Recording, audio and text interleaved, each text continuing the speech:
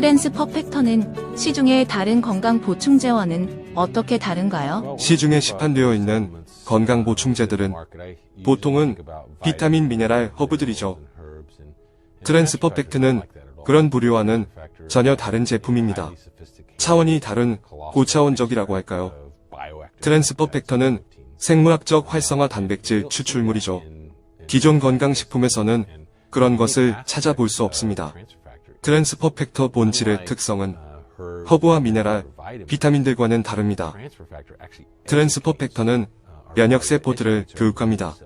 건강에 해가 되는 목표물을 찾아 공격을 할지를 말이죠.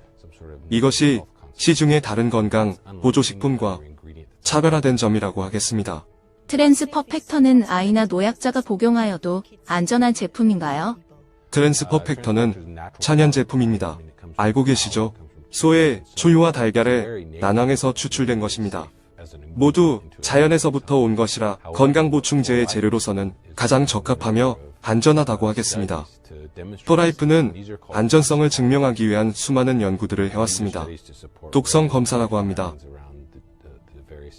전 세계에서 오는 모든 제품에 대한 정기적인 분석을 하고 있는데 독성에 관해서 가장 최근의 한 연구에서는 어느 정도까지 섭취해야 독성이 유발되는지 발견할 수가 없었습니다.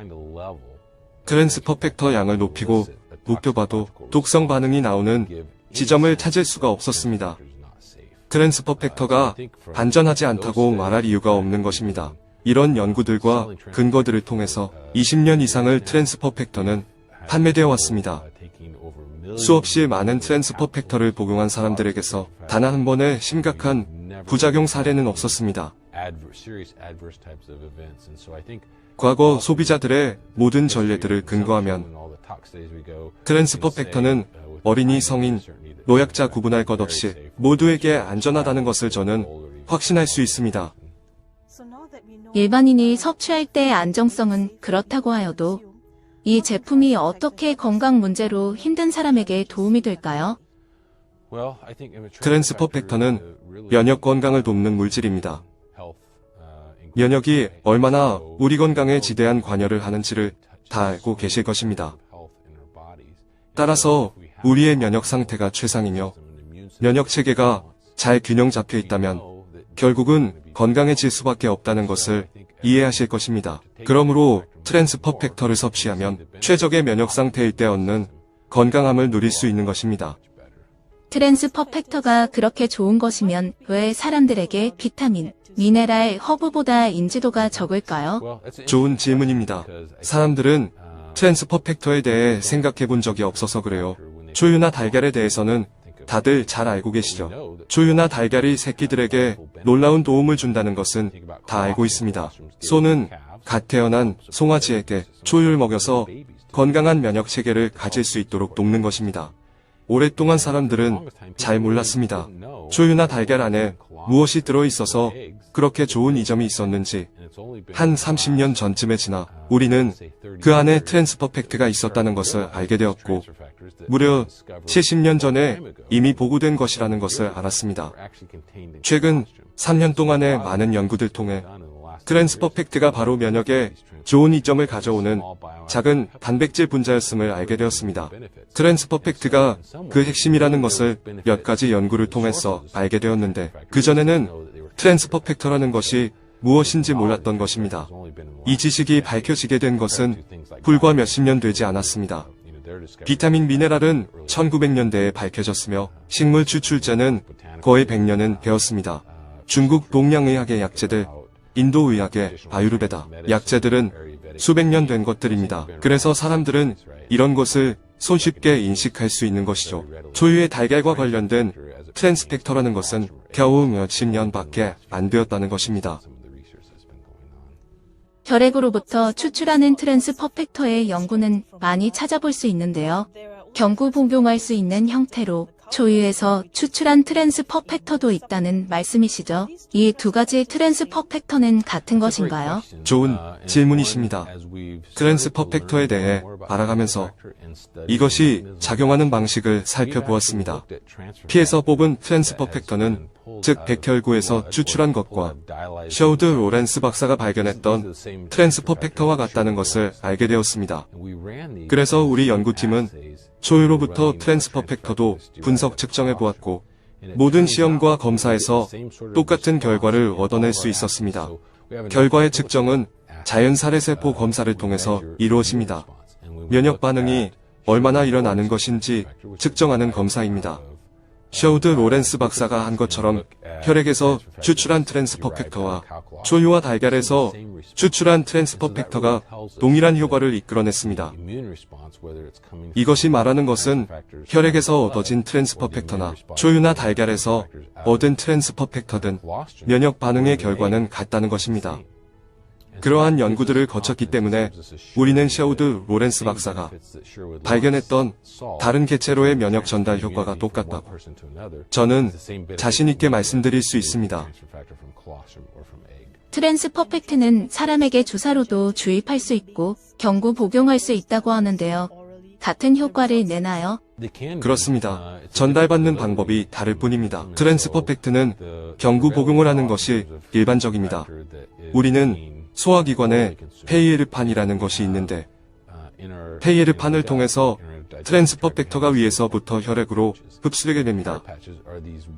일단 혈액으로 유입이 되면 주사요법으로 주입받은 트랜스퍼 팩터의 역할을 하기 시작하게 되는 것이죠. 트랜스퍼 팩트가 필요한 부분에 도달하는 다른 방식입니다.